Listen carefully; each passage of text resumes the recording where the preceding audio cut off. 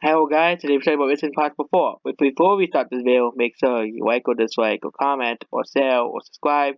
Because doing any of that makes this video get higher. And that's basically it. So Mission Impossible 4 came out last year.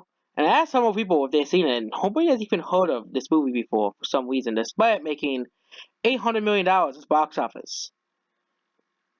Which is weird because this movie made $800 million. I haven't seen any other Mission Impossible movie, so I can't really compare it to any other Mission Impossible movie.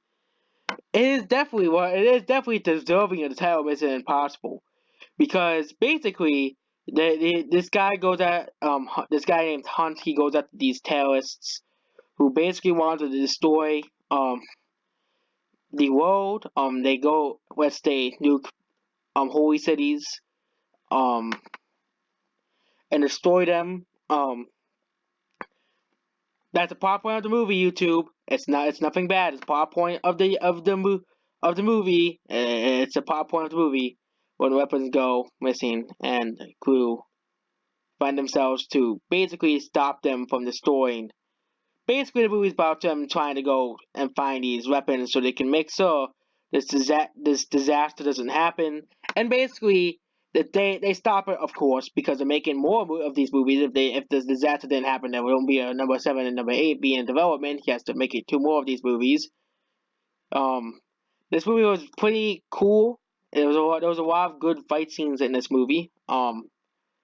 Of course, there was much better movies with fight scenes. But this movie overall was pretty great. And it's also the highest rated of the franchise, the most liked of the franchise, and the highest grossing of this entire series because of China. Um, and there are a lot of great characters in this movie. Um, there are some forget, and the villains are pretty decent characters as well.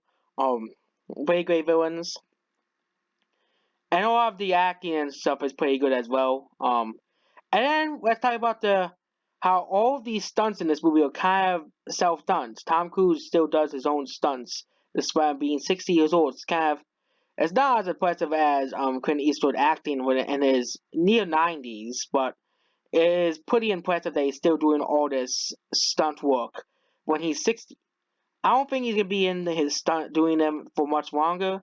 He's probably not gonna be able to do them probably by 70 years old because eventually they're gonna figure out, oh, I'm getting too old for doing all the stunt stuff.